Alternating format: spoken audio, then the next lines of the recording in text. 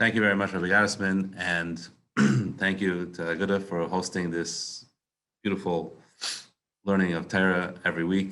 It's really amazing and impressive, the amount that you've been able to cover over this time. As Rabbi Yarisman said, this topic is quite a complex topic, and it has a lot of additional complexity because it's dealing with an elevator, but essentially a lot of the complexity boils down to understanding what the problem with electricity is to begin with, which has always been an issue. What I found interesting, and I don't know if you've noticed this, you probably have, when learning through the topic of electricity on Shabbos, is that it seems very clear that the Paiskim approached the sugya of electricity and Shabbos with the understanding that electricity is for sure asur. And the question is only why. That's, I think, very clear that you see how they approached the sugya. That was their approach. And then they tried this reason and they tried that reason. And the reasons were themselves kind of fluid, and they could be, adjusted per the situation. And you see this even more when we get to the discussion about using electricity that's already on, because that's another shlav, it's another step in the discussion. The first discussion was using electricity in general, turning on a light, turning on an electric motor, an air conditioner, a heater, etc. That's one discussion, and that was the main original discussion of electricity. Is it mutter, is it asur?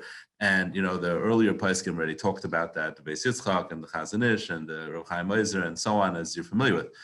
But then the question then continued to a greater question, what about if electricity is already on? Like, for example, the most famous example of it was using a microphone on Shabbos, right? All the Reformed congregations and the non-Orthodox congregations in the United States were using microphones in shul.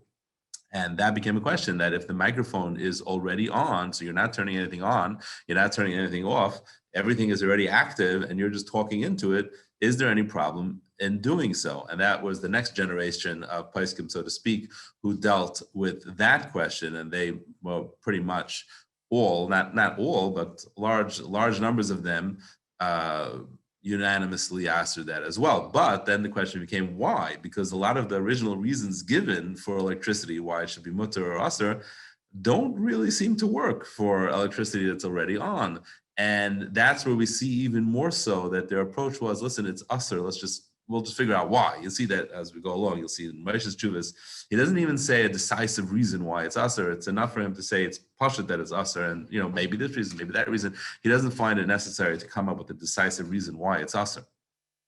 So it's just interesting, and very interesting approach, kind of unique in halacha in regards to electricity. But we're going to spend some time going through that because it's a very much an overarching sugya which isn't relevant to elevators alone, even though it is very relevant to elevators, but it's also relevant to a much greater amount of devices, microphones, as we said, but actually most people probably encounter this shaila every single Shabbos when they speak to someone that is wearing a hearing aid.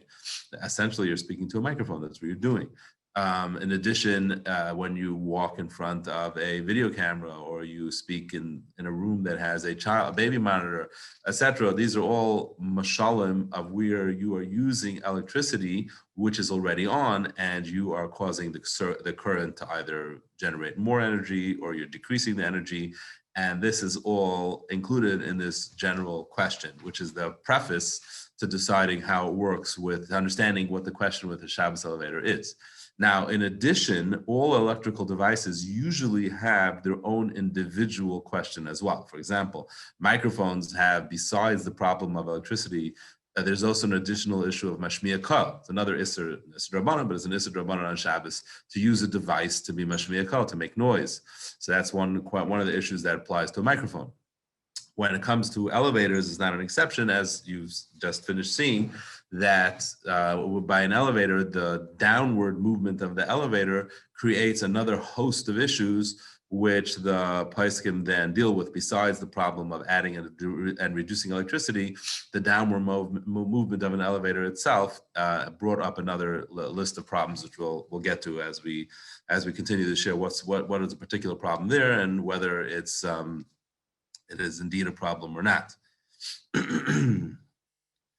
So let's begin with one of the earliest reasons given for the Isser of electricity is the Beis Yitzchak, who came up with a very original kind of explanation why electricity should be also. So he writes, and it's interesting, it's not even a tshuva in the Beis Yitzchak, it's in the Mafteches of the Beis Yitzchak, so it's almost like an afterthought. After he published his tshuvas, he wrote this in the, when he was writing the Mafteches, he was writing just what each simon is about. He put in a couple of extra paragraphs about electricity. So anyway, in this, in the Mafteches, the Beis Yitzchak, by the way, his name was Rav Shmuel, Rav Yitzchak Gudish Malkish. He lived from 1827 to 1904, so it was just as electricity started to be adopted in a greater way. So that's why he was one of the contemporary Paiskim. At the time, he was the Rav of Lvov. So he talks about using a telephone on Shabbos, and he says that it's Asr. And his understanding is when he's explaining when you are closing the circuit or completing the circuit, what you're doing is you're being moiled reach. And he quotes a Gemara in Be'ah, that Gemara in Be'ah talks about adding perfume to clothing. So when you add perfume to clothing, you've now added a new dimension to this clothing. You've added smell, a pleasant smell. And the Gemara says that's Asr, Pashas only Nisr Drabanan. Likewise, he says adding electricity and thereby causing something to activate and work is adding a new dimension to it, and it should be prohibited the same way. Adding smell, adding a scent to a beged is Asr, and therefore he says, by the same token, it would be also to use a telephone. Now he goes then and he compares it, interestingly, to making seltzer on Shabbos, because he says that should be also too by this token, because what you're doing is you're adding carbon dioxide, CO2 to the water, and by doing that, you're adding a whole new dimension to the water. And he holds it should be the same. Now what's interesting is that pretty much it's accepted, it's mutter to make seltzer on Shabbos, and that's been the practice for many, many years. So his svara is pretty, I would say it's a pretty strong argument that two things shouldn't be different. It's hard to see what the difference should be between electricity and adding carbon dioxide to water. Maybe carbon dioxide to water doesn't really make such a noticeable change. I don't think it's any worse than adding a scent to a beged. And if that is permitted by default, one would imagine electricity should also be. But okay, and regardless, that's his connection. He makes a connection to making seltzer on Shabbos. Now he quotes a very funny thing. He quotes a Shvus Yaakov. Now the Shvus Yaakov, lived in the 1600s, so there clearly was no electricity and no listening devices. But yet the Shvus Yaakov, somewhere in the middle of his tshuva, refers to that there should be no problem using a device on Shabbos that would project your voice over many miles, and that's pasha to him that it would be mutter. Now the Shvus Yitzchak says, look, he's not talking about a telephone, it wasn't invented yet, so we must be talking about some other device which is mutter. You look at the tshuva of the Shvus Yaakov, it's very interesting what he's talking about. He's talking about doing Kiddush Levana on Shabbos. That's what he's talking about. The Shayel, who was Rav David Oppenheim, asked him. He said the story came out that the Levana was covered, and the last day that they could say Kiddush Levana was on Shabbos, and he said they could say Kiddush Levana on Shabbos. And then afterwards, he discovered that the Maril says you shouldn't say Kiddush Levana on Shabbos because there's a problem of tchumen, as if you're talking, because it's kibul pnei shechina, so you're talking to the shechina, and somehow there's a problem of tchumen. Very hard Maril to understand. And he goes through a big tshuva to try to figure out what the problem is, and he comes out that it's no problem. But in the interim, he says maybe the pshat is you're talking to the Shechina somehow more directly, and you're going over many miles, up here to Shemayim, and yesh tchumen l'mayla meyud, there's tchumen in Shemayim too. So that would be the problem. So to that he says, he's talking about a figuratively speaking. He's not talking about a device that existed. He said, if there would be a device that would project your voice up to Shemayim, would anybody think that such a thing should be Asr? Certainly it's mutter. So it's just, he's just talking about something which doesn't exist. He's just talking about it conceptually. That's not a Tchumen problem, talking over, obviously if he would have been presented with the various other issues that electricity could have, most likely he would say it's Asr. So in any case, he quotes that. Then he goes on and he says a couple of lines over here, which you probably didn't understand what he's talking about. I didn't either. Hemphanis operate. I tried to do my best to translate those words. No luck. So whatever, he had some problem with the actual electrical circuitry itself. Even if a guy turns it on, he still had a problem with using the telephone. So this is here is one of the first examples of even one of the earlier Paiskim discussing that there's a problem of electricity even when it's already on. And more so, the next paragraph, when he talks about that he was asked about using the electric trolley, the tram, on Shabbos, and you're getting onto a tram that's active and working. And he has a problem with that. He says, it's us, you're not going to get on that tram. And he says, he compares that, interestingly, he compares that to the problem of having a guy drive a carriage that you're riding in, right? So he quotes a Ramah, and the Ramah says that you're not allowed to ride in a carriage, even though a guy is driving the carriage. It's still prohibited because it's still considered mishtamish b'behema. Not just because you might cut down a branch, which is always the problem of riding an animal. No, it's actually considered that you are being mishtamish b'behema by the guy driving you. So here too, he says, the guy is turning on and turning off electricity. He's activating and deactivating the tram. I guess he's pushing the brakes, he's pushing the gas. And therefore, you're not allowed to ride on a tram that a guy is driving and doing these malachas. Okay, now it's a little hard to get the connection here. There's an isser to be mishtamish bebehema. He hasn't clarified what's the isser to be mishtamish with electricity, right? There's an isser to introduce electricity into something, but Chazal didn't make an isser lehishtamish electricity, to utilize electricity the same way they made an isser to utilize a behema. There is no such isser Chazal. So what exactly is this comparison? Unclear. But one thing we do see, and this is important, one thing we do see is that his whole issue was the fact that the guy is driving it, and so thereby it's considered you're utilizing the electricity because he's turning it on, he's turning it off on your behalf. And that's why it's like driving a carriage with a horse. But he doesn't have a problem with the mere fact that you are on the tram causes it to utilize more power, right? That, maybe one could argue he didn't know that. But assuming he did know that, so that itself didn't bother him. The fact that when you're on the tram, it's more weight and it's going to cause it to use more energy, that was not his problem. His only problem is that the operator of the tram is working on your behalf. So therefore, he compares it to this halacha of you can't have a guy use an animal on your behalf, so you can't have a guy utilize the tram on your behalf. Again, that is a difficult sushtal, which I don't see any of the other paiskim addressing, because it's like a mehechatesi. Chazal made that isser. That's a very standalone isser. You can't really compare it to anything else.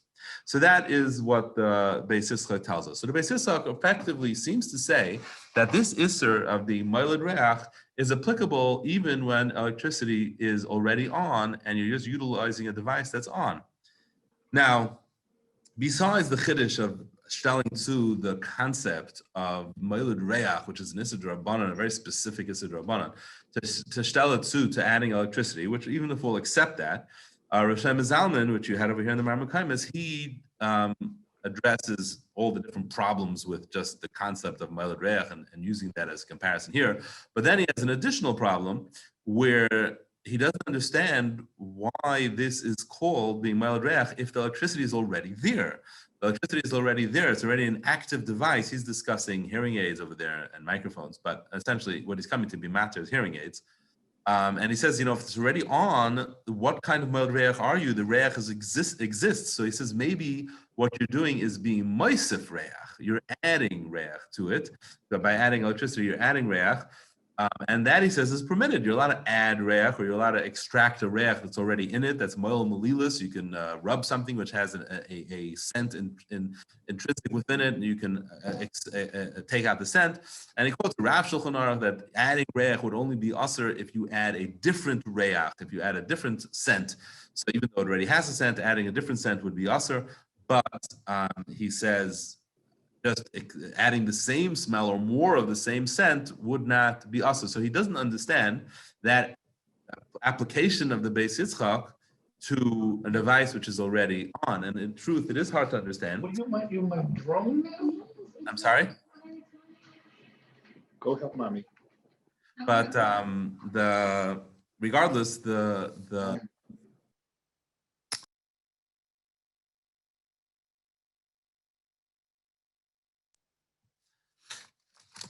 he does say it, so it's important to realize that the Beis Yitzchak, who is the source of this mahalach in electricity, does apply it to using an electrical device that's already on. So although we might not understand it, he held that it's, however he understood what the problem is, he understood it can be applied to a device that's already on as well. So that's number one. That's the Beis Yitzchak's approach.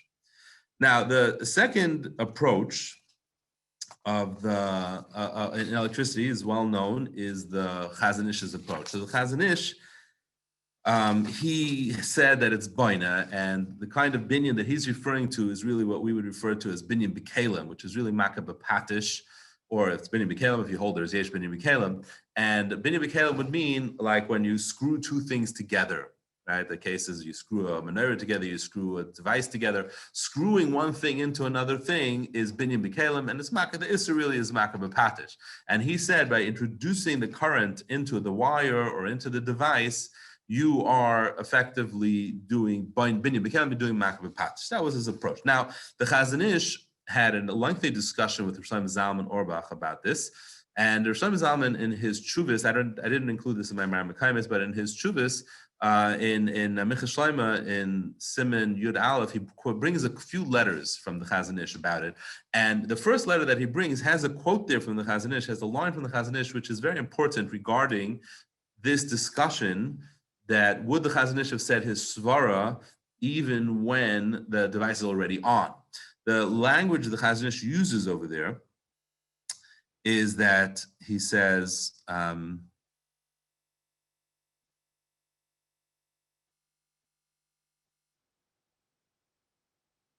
here we go. The last line he writes is that the tikkun hachut atzmoi mimoves l'chayim havi boina. That's what he writes. He says that adding electricity to the chut, the wire itself, and bringing it from death to life, reviving it, so to speak.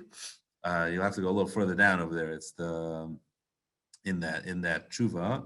You should be able to find it there anyway, it's there. That's why the last line of that first tshuva, he writes, Tikkun hachut as mimavis l'chaim havi baina. So the language mimavis l'chaim makes it sound like that he holds his svara as applicable when you took an item that was off and you turned it on because you made it mimavis l'chaim. That is the baina. That's where you have this baina. And then it's in the first mechta. You're going too far. Roll down. See if we can find it there. Here, right there. Whoa, you passed it. Go down. There is there's an ice base there. Go further down to the next page. Stop. There. The tikkun achut asmi mavas l'chaim havi baina. Right there. Yeah. That's the swara the Chazon Ish wrote. So that was a reason that a number of Paiskim felt that the Chazon Ish is not applicable to when the electricity is already running and you're simply adding power or subtracting power. That wouldn't be boina because you haven't brought the chut to life, so to speak. That was one of their arguments. Now, before we continue whether that is an argument or not, first let's see what some of the other Paiskim said, because as we mentioned earlier, this is very, very relevant to using a microphone on Shabbos, because the microphone is on. You could leave it on. You could have it set up with a Shabbos clock. Interestingly, Rav, there was a professor, Rav Zev Lev, Yerushalayim. He wrote a letter to Rav Unterman, the Rav Rashi of Eretz Yisrael in 1969, and he wanted to know, he wrote a whole program, a whole way that he would set up the microphone to be used on Shabbos in South Africa, one of the shuls there. And he gave a whole bunch of qualifications that it would be very careful that no malacha could ever possibly be done, no one could ever fix it, no one could ever modify it, and would it be allowed to be used on Shabbos? And Rav Unterman wrote to him that being everything you've discussed, it would be allowed, but I would only allow it in South Africa, not over here in Eretz Yisrael. We wouldn't allow it over here. But he does allow it. But then many other Paiskim weighed in on this discussion, and they very, very emphatically held that it is usher. And largely, they even say so. They say that some of them even bring out this point to say, look, it's used in all the Reform congregations. It's like very much a definition of what sets the Orthodox congregations apart from the non-religious ones. Like, why would you even want to consider such a thing? But in any case, in Igros Moshe, here's where it gets very interesting. He writes. I didn't include this in the Maramachaimis, but he writes. He writes that it's he says being magdil and makdim as electri, raising the current or reducing the current through speaking. He says you see it b'chush, that you can measure the amount of electricity that's going in and out of the microphone. If you attach another device that measures current, you can see the current going up and down as you speak into it. And therefore he says it's awesome. Now he says, what is the problem? He says, Yishtamshus b'koiches electri, and using electrical power, yesh chashas isser deraisa. There is a chashash isser deraisa, af b'loy havar, even though there's no fire, v'yesh la'ayim b'zetuv l'maisa. And you have to be ma'ayin to figure out what exactly is the problem. But he says there's a chashash deraisa. Again, this is the same thing. His assumption is there's a chashash deraisa, and therefore, even though you're using electricity that's on, there's still a chashash deraisa. What? We'll figure it out. But there is an isser deraisa. He has a few reasons why you can't use a microphone, but this is one of them. The one that he holds is deraisa. Aaron he has muhtavim in the end of Mishnah of Aaron, the ones on Musar. But all the way at the end, he has some letters, and over there he writes. He holds his mamish fire. He holds his eish. He says, "B'chol pam shemedaber upoil b'hachashmal." Every time you speak and you operate electricity, yesh lachash lavora mamish. You have to be chayshish that it's real fire. You're burning something. The goram mishar tashmishim. It's worse than any other kinds of use. Every time you use it, it's a new aschala. You're bringing in new electricity, and it's havara and it's hermoilid and etc. And he says it's his pashut that it's aser. Again, Rav Aaron took the approach that it's havara. Now it's not clear what kind of fire it is. It's pashut doesn't mean it sparks. That already has been discounted by many poskim, Rav Yosef, Rav Shlomo Zalman. They said that sparks are a very difficult argument to maintain in terms of electricity. But Rav Aaron seemed to hold that the electricity is by definition fire. The energy is called fire, and therefore any utilization is fire. And he doesn't care if it was on already. You're making it go up, you're making it go down, you're making more fire. So in his mind, at least the problem of electricity as fire, which is what Rav Moshe seemed to reference also, that definitely would apply even to something which is on. Now coming back to the Chazon Ish, who said that it's baina. And here also, again, he said Mimavis L'chaim, and it kind of makes sense to say that it shouldn't really be a problem if it's on already, because what kind of binyan could we say you're doing? I mean, the screw is in, the things are connected already, they're there.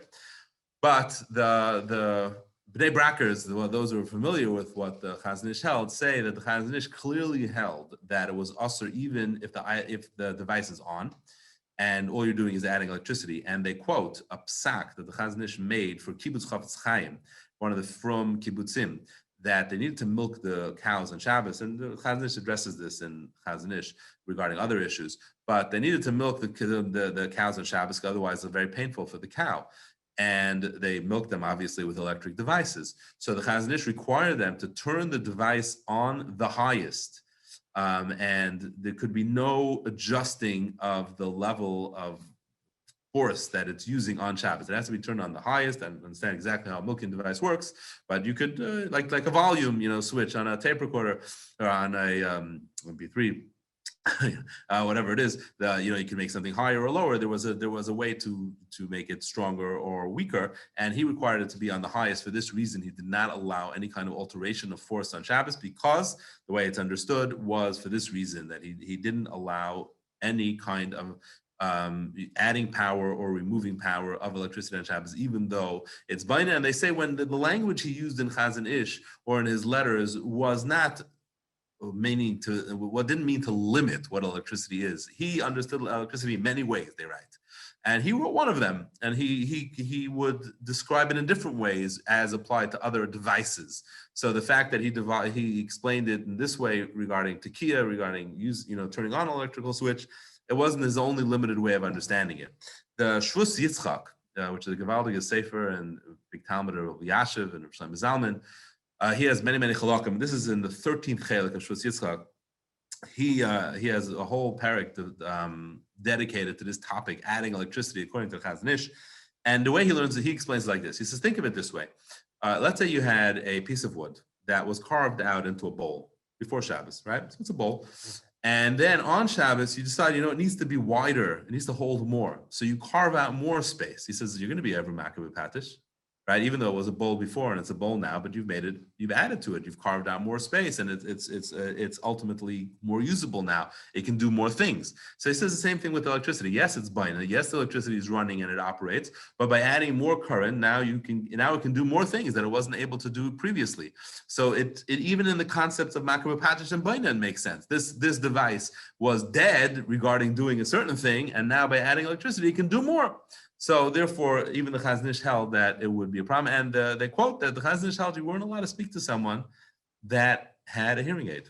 He held that was a problem. So definitely the Chazon Ish himself seemed to hold that even something which is on has this problem of adding or subtracting electricity. So we have now the Beis Yitzchak, and who in his svara, even though it's hard to understand, of Moilid held that it applies even when the item is on. You have the people who hold that it's Aish, definitely hold that it's a problem even when the item is on. And the Chazon Ish, who held that it was Baina, also holds that it's a problem even though the device is on. Now, the problem with all this is that it's again become rather accepted to allow people to wear hearing aids on Shabbos and to speak to them, let them get an aliyah, and you let the bakar lanes of the purpose that they have to hear, right, in order to be yaitza, and so on and so forth, right? So this is an issue, and Rav Shlomo Zalman was matter that, and Rav Moshe was matter that, even though a few tshuvas earlier he asked as a microphone. So it's unclear. It's hard to understand exactly what the difference is. Basically, the concept seems to be that it really depends on how much of a noticeable difference you're making with your actions. So that means if what you're doing on a mic, you're speaking in the mic, and yeah, it's on, but speaking in it has a very noticeable reaction, right? You speak into it, and then your voice gets amplified, and it gets amplified in a very noticeable way. So you can see how the electricity is changing the way this device works. So that is where it would be usher. If you have a tape recorder that's on, something playing that's on, and you turn down the volume on Shabbos, that is having a very noticeable reaction in the pool, but your pool is making a very noticeable reaction in the item that's being used. Whereas in a hearing aid, they feel it's a very limited. You can't really tell what's going on because the person who's listening, all they hear is the amplified voice.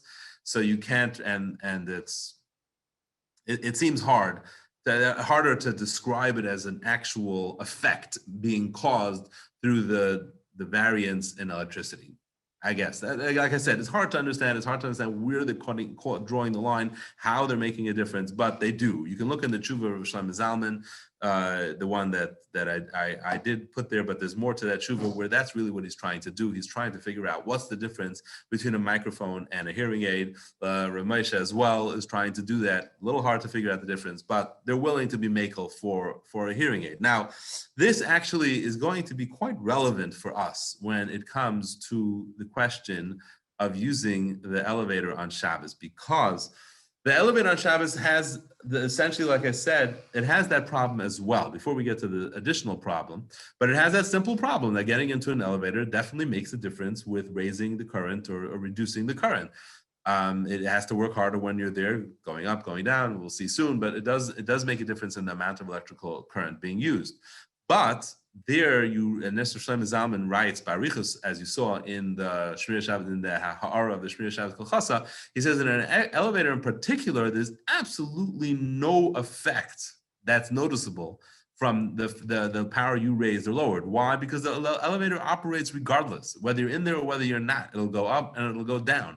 And you being in there will not demonstrate any kind of difference in its operation. So yes, it's true that while you're in there, the fact happens to be more current is flowing through the wire, but the effect of that is absolutely not noticeable. So therefore, it's like kind of the same concept of the hearing aid, that kind of adding or subtracting power doesn't fit into the isser of electricity, or maybe it's a grama. He has different ways of going about it, and therefore he just looks at it like any one of those above reasons, that it's not really being moiled anything new, it's not really being buying anything more, and it's not really considered creating more fire. It's just too insignificant to be considered making a difference. And as we pointed out earlier, the Beis Yitzchak himself discussed riding on a train, and that was not one of his problems. He did not have a problem with the fact that simply being there causes it to use more electricity. That was not one of his issues. Again, assuming he understood that, he didn't have that problem. So it would be, at least for as far as using an elevator is concerned, it seems like it's less of a problem. It's interesting, the usage of a Shabbos elevator, which was more of a modern invention. So that became a huge discussion probably about 30 years ago, or maybe a little more. And originally it was a little not as widely discussed, and then it got revived again. The Shaila got revived again many years later, and at that point, many Paiskim weighed in. Rabbi Yashiv weighed in on it, and Rav Shlomo Zalman weighed in on it, and there was a whole bunch of Kol Kairas in Eretz Yisrael. So it became like a real hot button topic. And at that point, or a little earlier than that, there are two long and elaborate comprehensive articles written. One was a whole sefer written by Rabbi Halpern, who has his Michoel of technology.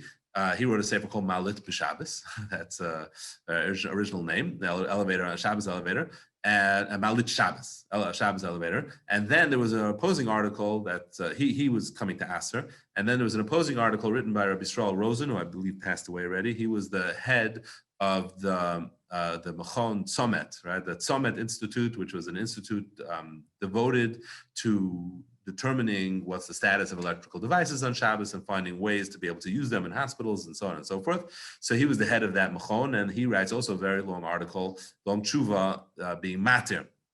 And it's very comprehensive, and it's a very beautiful tshuva. Now, before we get to the majority of the tshuva, which is really discussing the downward movement of the elevator, in the beginning he discusses this issue of adding electricity or reducing electricity, and he dismisses it. It's very interesting, Rabbi Rosen. He dismisses it like out of hand. That's for sure not a problem. He goes through, it's not a problem of Baina, it's not a problem of Milet, it's not a problem of Eish, and he just dismisses the whole issue.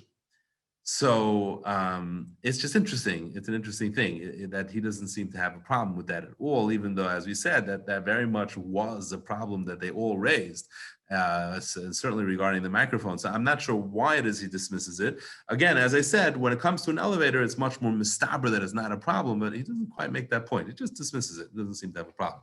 I see we have a question here. When one speaks into the microphone, he's intentionally speaking into the microphone, but when speaking to someone with a hearing aid, he is speaking to the person, and the hearing aid just happens to be there.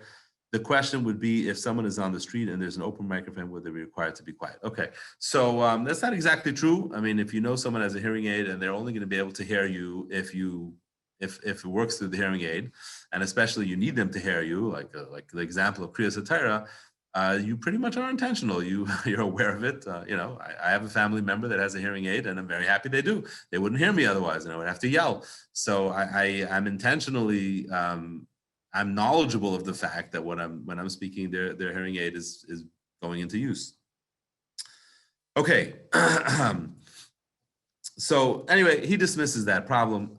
So I'm just quoting you as a contemporary Paisik who did dismiss the issue. Rav Shlomo Zalman also dismissed the issue of using extra electricity or reducing electricity. In regards to a microphone, he held there was other problems, mainly Mashmiya Kyle. He had other problems with the microphone, not so much electricity. That wasn't his problem. Rabbi Falk Zatzal wrote a tshuva also. He also held that it's not a problem reducing and adding electricity because of these svaras that we said. He was talking about if you left something playing on Shabbos and it's very loud, or you're allowed to turn down the volume. He says you could do it with a shinoi because of muksa, but he also, as far as electricity is concerned, you could do that. So were a number of contemporary paiskim that held this mutter, but like I said before, the majority of them, definitely the greats, Rav Moshe, Rav Aaron, they held that raising or reducing volume or anything like that would be a question of a deraisa. So definitely something that should be avoided, but we're going to progress now when we're talking about the elevators as if that's not a problem. The adding and reducing electricity is not a problem for the reasons that were mentioned before, and that's not the problem here. So what is then the problem? So in the second round of the Shabbos elevator tumult, that's when they brought up a new problem. What was the new problem they had with using an elevator on Shabbos, even the Shabbos elevator? Very interesting problem. They had a problem with going down. You saw it in the Shmir Shabbos Kol Chasa. He wrote that the Ariyesh Paiskim that have a problem when you're going down. What's the problem when you're going down? This is very interesting. There's actually two possible problems. Going up, they say that's fine. When you're going up, the way an elevator works is that there's a counterweight, right? So the elevator has a weight that pulls it down and the pulls it up actually. The counterweight is much heavier than the elevator. So essentially an elevator goes up naturally without any assistance from the motor. The counterweight pulls it down and it goes up. And the motor actually is only slowing it down, that it shouldn't go flying up, and it breaks it. So when you get into an elevator that's going up, you're actually, at that point, you are making the motor just have to work less. You're not making it have to work more. You're making it have to, it's like kind of counter to what you might think. So going up you're doing a lot less as far as electricity is concerned than going down. That's why taking an elevator up, is, as we saw over there in Shmir Shabbos Kol Chasa, is much more halachically okay than taking an elevator down. And that often is the bigger problem, obviously, is going up than going down. It's harder to climb up 10 flights than it is to climb down. So anyway, going up, we're going to say then is not a problem, even though there would be some issue of adding and subtracting electricity, but that is, like we said, less of an issue. Going down is a new problem. What's the new problem? The problem is as follows. The elevator has a circuit board, and the circuit board takes note of where the elevator is holding, where it's holding in between floors, when it reaches a floor, open doors, closed doors, etc. Right? So as the elevator is descending, so it gets to a floor, so the circuit then turns off and breaks the elevator, and the circuit opens the door, and the circuit turns on the indicator light, which floor it's on, and so on and so forth. So essentially, when you get in an elevator and it goes down, you're weighing it down, so you're pulling it down, essentially. Your weight is pulling it down. It's assisting the motor in going. The motor is really doing most of the work, pulling it down and working against the counterweight. But you're helping by adding your weight. So you're pulling the elevator down, and pulling the elevator down switches a switch. As soon as you hit the floor that you're going, you switch the switch. You've turned on or off a circuit. The circuit about braking when you hit the floor, the circuit of opening the door when you hit the floor, or closing the door when you go further down, and the circuit that shows the indicator which floor you're on. All those things, it's like, basically think of it like you step on a scale and the scale turns on. You step on a scale and the scale shows your weight. When you go down, you're causing a switch to be activated. You're helping the elevator. You're a messiah, the elevator, to turn that switch on or off. And that was the new consideration to aser going down in a Shabbos elevator, because of your added weight, will then turn on or off the switch. That was one consideration. Then there was a second consideration, which is much less relevant to typical elevators. It's more relevant in large buildings where they have these express elevators that go very, very fast. And this would be probably relevant, practically speaking, if you live in such a building, which is unlikely, but you go to a hospital that has many floors that might have an elevator that works that way. And there's very interesting is that the motor actually acts as a generator. So when it's going down, it just relies on the gravity to pull it down, and the gravity, which is your weight, pulling down, then makes the motors turn the other direction, and it generates electricity. And that electricity is then transferred into the building's power grid and utilized to power other things, lights, doors, whatever.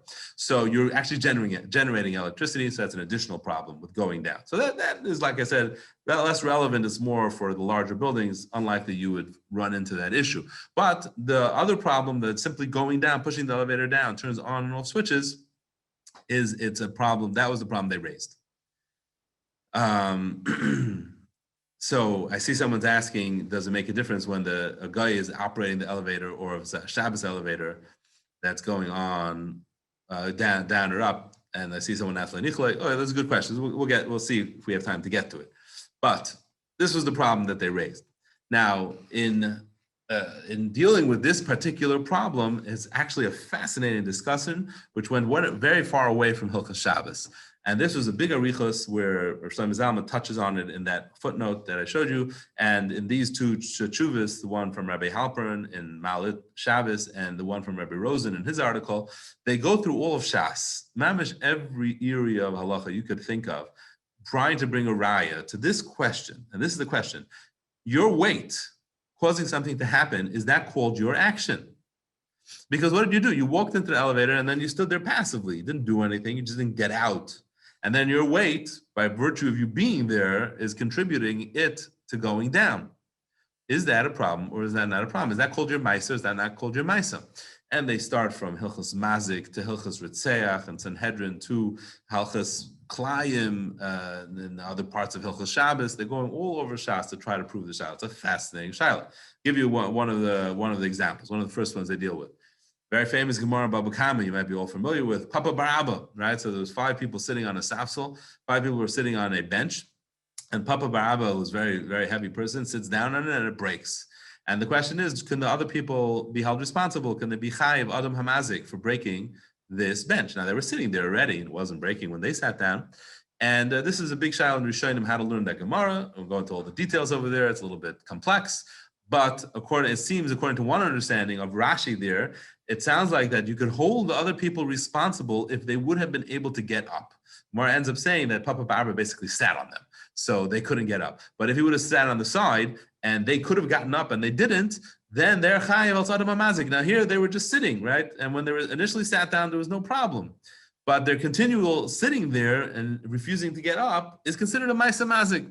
That's one of the proofs that Rabbi Halpern brings, that just your weight could be a Maisa, and it could has a halacha of a Maisa Mazik. Rabbi Rosen, that goes through all the Rishonim, he demonstrates, well, each one of the Rishonim, you can't prove it, and even the one pshat that you could, it's specific to Mazik, and you can't tell it to Hilchos Shabbos. Then there's another discussion from a Taisus and Sanhedrin. The Taisus and Sanhedrin talks about if you allow someone to throw you on top of a tinnik, la'aleinu, and kill the tinnik, are you mechuyev to be yereg val yavar? That you're not doing anything, you're passive. The person picks you up, throws you on a tinnik, and it says, if you don't let me do this, I'm going to shoot you. Are you mechuyev to be yereg val yavar? Because typically, there's a halacha of yereg val yavar by Ritzicha. You can't kill someone, even if you're threatened with your life, you have to allow yourself to get killed. But over here, you're passive, you're not doing anything. And Taisus seems to say you're not obligated, and there's a whole question how to understand Taisus. Again, a big arichas: is it a raya? Is it not a raya? Is your weight doing something considered your maisa? Then there's a raya from other sugyas of Baba Kama and Hamaniach about if you lie down in the middle of Rosh Hashanah and then someone trips over you, and why are you chayiv? Are you chayiv al bar? Then you'd be pater and kalim. No, the Gemara says you're chayiv al adam amazik. So you're just lying in one place. And you're chayiv al adam mazik, and that's mechayiv you on all kinds of hazik, and so on and so forth. Many such rayas, many different sugyas. Fascinating discussion. Whether your weight, your simple weight, is considered a maisa or not, because you have the option of getting out. And they go through also the sugyas of Messiah, because really the elevator would do without you too. So you're a Messiah she'em ben mamish. You're a Messiah that it's not really necessary to have your help. They go into that sugya as well. And you saw in Rav Shlomo Zalman in his ha'ara over there in Shmir Shabbos Kol Chasa, Barichas Gedola, he just takes a whole different angle on it. And his reason to be matter is he says, listen, it would go down without you too. That's the fact. It will go down without you too, and it would continue going down. It doesn't need you in there to go down. So when you step in and now it's going down because of you as well, it's still not called your maisa. Even if weight is considered maisa, and even if stepping in is considered a maisa, naniach, all those things, we'll call it your maisa. But he says it's not your maisa because it would have done it anyway, even without the sugi of Messiah Shem B'mamish. And he brings other rayas where, let's say one of his rayas are, for example, you move an atzitz nakiv from one place to another. So an atzitz nakiv is taking yanika from the ground, it's growing from the ground. If you were to take an atzitz, a flower pot that has a hole in it, and take it out of your bedroom and put it onto the ground, that's zareya, you're chayav on Shabbos for doing that, because you've now connected the plant in the flower pot to the ground. But let's say you take it from one place on outside and move it to another place outside. So then you're pater. Now he says, the new place, it's only growing because you put it there, right? So now it should be looked at as if you planted it on Shabbos, because who cares where it was before? But he says, no, it's not looked at that way, because it would have grown either way in this old place and this new place. You haven't changed anything, even though now it's only you're putting it there that made that happen. We disregard that. So it's a new kind of svara. And his svara is that anytime your maisa didn't change anything, it would have happened anyway. It's not called your maisa. It's a whole nother reason to be matter. So these are the various discussions that revolved around this discussion of going down in a Shabbos elevator, and is that a problem or not, because you're activating or deactivating these switches. And that, as far as I understand, that hasn't changed much, regardless of how an elevator works, whether it works digitally, or whatever kind of system it uses. It does rely on circuits opening and closing based on sensors, and you going into the elevator and going down and causing it to go down will activate or deactivate those sensors. So that is what is the shaila specific to a Shabbos elevator. So to summarize what we learned over here in the terms of electricity, we went through three of the reasons given for electricity. One was the Beis Yitzchak's reason of moilid, that you're introducing a dimension to something, a new koyach to something. The second reason was the Chazon Ish's reason, which is baina. By putting electricity into a chut, into a wire, you're bringing it to life. It's makabeh patish. The third reason was Aish, which was understanding of Aaron Cutler, is simply the energy itself is considered fire. And we demonstrated how each one of them, there's a debate that is by other poskim that they hold that those svaras shouldn't apply to a device that's already on. But as we demonstrated, each one of them actually held that it is applicable. Beis Yitzchak himself applied it to a telephone which is on and to a train which is running. The Chazon Ish himself applied his svara to a psak regarding a milking machine and to hearing aids. He disallowed it, and he held that his svara of baina still applies even though the device is on. And Rav Moshe and Rav Aaron, who held that it's a chashash of eish, held that it's applicable even though the device is on, as in regard to a microphone. So all the poskim themselves who said these svaras in electricity felt that it is even applicable while the device is still on. But we demonstrated that being that many poskim, and pretty much the minig, is to allow a hearing aid, so you do have to differentiate and say that when the effect of adding or subtracting power is not noticeable, and you can't see the effect with your action, then there's much bigger svara to be matir. And then if we apply that to elevator, that's exactly the case, because whatever you're adding power by going in and going out, that makes no noticeable difference, because the elevator would operate with or without you regardless. So therefore, the problem of adding electricity seems to be much less of a problem regarding using an elevator, and that's why using the elevator to go up would be much more permissible and much more arguable that it should be allowed. But going down, we had this new problem that your weight causes the circuit switches to go on and to go off. You're through helping the elevator turn on and turn off those circuits as it reaches floors, to brake, to open the doors, to activate the lights. And that was a new tumult, whether that's a problem or not. And that got into the broader discussion whether your weight can be considered your action, which there are rayas from Sugis and Baba Kama and Sugis in Sanhedrin, and so on and so forth. To which Shlomo Zalman had his own independent svara, that being that it would have happened anyway, that can't be considered your ma'aseh. You can't be considered that you accomplished anything, and therefore it's not it's not a problem. So that's could the current generation of Shabbos, of using our Shabbos elevators to go down. Thank you very much. Really, Frank, could the current, I assume everything is being updated not only technologically, but also halachically. So a lot of new binyan Yerushalayim, which have hechsherim on the elevators from the various poskim.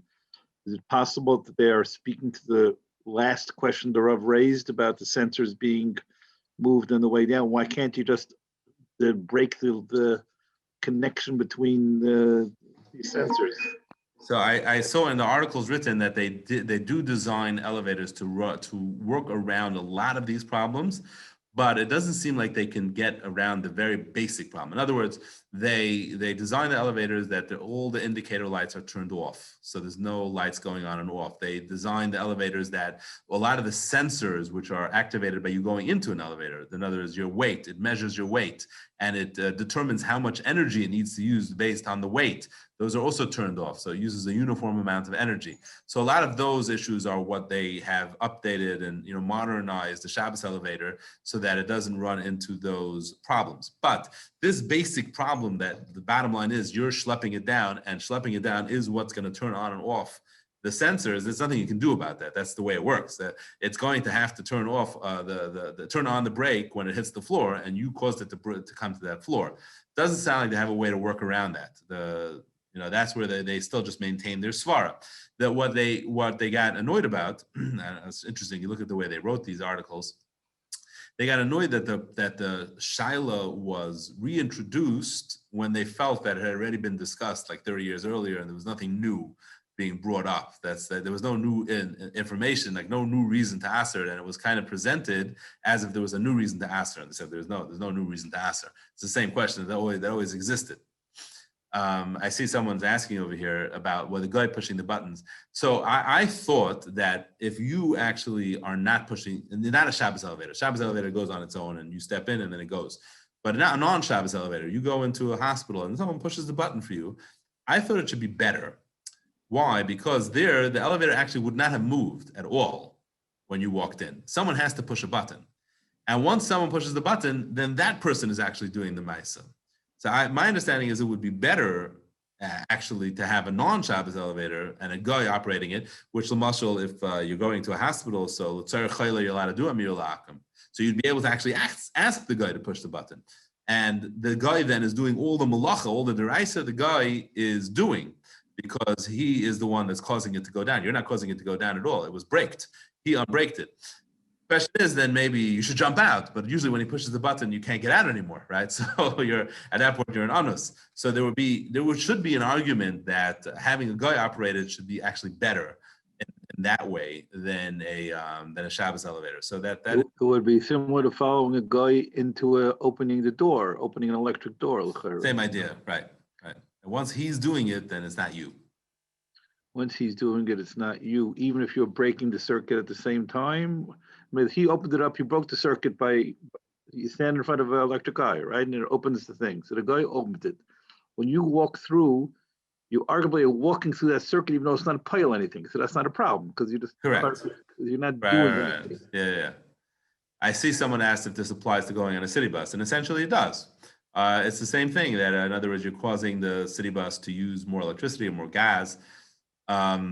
But I think on a city bus, it's probably negligible, the amount you're adding. So or a subway. Subway is negligible. Same thing, right? It's probably negligible. So the problem, like I mentioned before, every electric device has other problems besides adding electricity. And going on a city bus or a subway has a problem of the Michoel. The Beis Hiskok himself raises that in his tshuva, that it would be a serious issue of the Michoel, which is it's a serious problem. Again, let's say there are situations where that's allowed, but simply for comfort, that would not be a heter. One last question on escalator. Any difference? Is an escalator any different? I don't think so. I don't know exactly how an escalator works. It would be a problem of adding or subtracting electricity. That definitely would be, because it does have to carry your weight. And l'chayra, no indicators. L'chayra. And right, but as far as that's concerned, it's a constant revolving wheel. So from the little I do understand about it, I can see why it runs into the additional problems that that elevator has.